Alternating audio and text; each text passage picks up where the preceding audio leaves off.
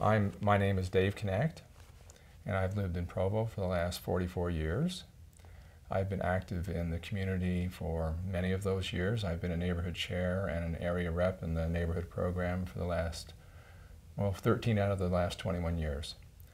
I also have served one term on the City Council, 2002 through 6, and chose not to run a second term because this part-time job is a full-time commitment. And I chose to spend more time with my family and raise my two boys through high school and those important years. But having the kids grown up and this seat in the Southeast being available, I thought I would run again. My platform is a balanced approach, and I have several parts to that. One is we should have a balanced budget, not just now, but into the future. We should have balanced growth, balancing residential and commercial and retail, because if you don't have enough retail, you don't collect the sales tax you need to pay for all the services that the neighborhoods need. And finally, we need balanced decision making. We need to include everyone, all the stakeholders, residents, business, and in this town, a lot of students. So that's pretty much my platform. I do have some things I would like to accomplish during office, but I think you'll ask about that later. Okay,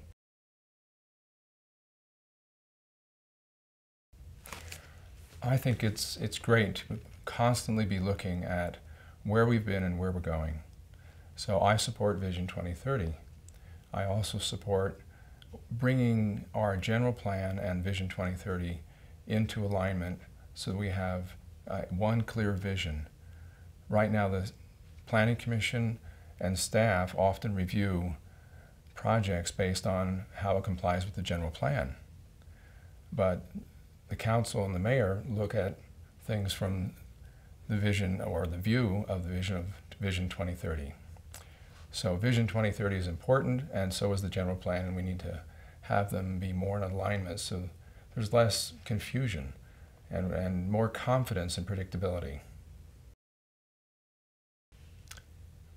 One where we get along as much as possible, and if we disagree, we disagree agreeably. We don't need hard feelings or you shouldn't really have to raise your voice. As part of bringing retail to Provo, finding the right businesses to fill the vacancies and storefronts that are empty now, it's not just bringing the right businesses, it's keeping the businesses here and working with both small and large businesses. And I would like to see someone from the city visit each business, if not yearly, on a regular basis and ask them, how are you doing? How can we help you succeed? The businesses that I've visited so far have not had that happen, and we need to do that.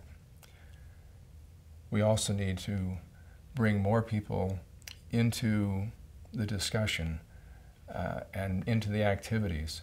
In the neighborhood program, we have things that we do, matching fund projects, Paint Your Heart Out, and we need to involve more students, more businesses. The businesses will be better off with the neighborhood's help and vice versa.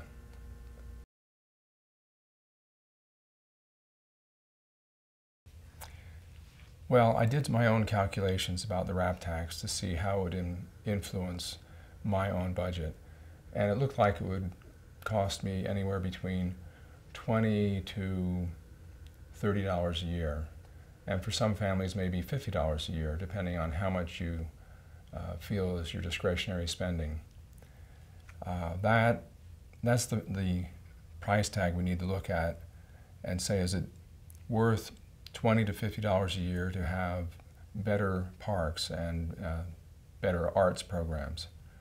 So I think the voters will consider that, but it's nice to put a price tag on it. And compared to some of the other taxes, it's not really a lot per year.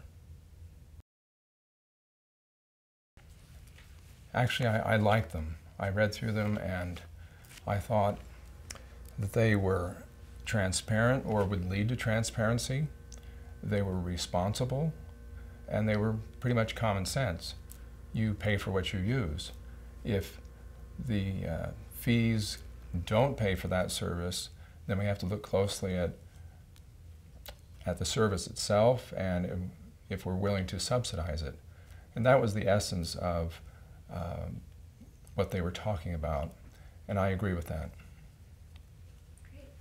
And then just whatever you want to say in conclusion. Well, there was perhaps a little more with the budget intent statements. A balanced budget now and on a 10-year time frame or horizon, so that you're not just looking up close but at the long term.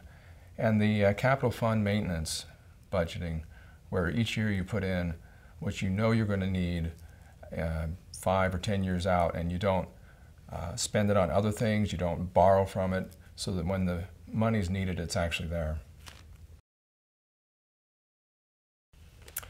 Well, I'm willing to put in the time, and it does take a lot of time. And I wouldn't be running if I still had kids at home, because I learned last time, after having no vacation with my family for 4 years, it's not a good thing. So I am fully committed and willing to do what really is a full-time job.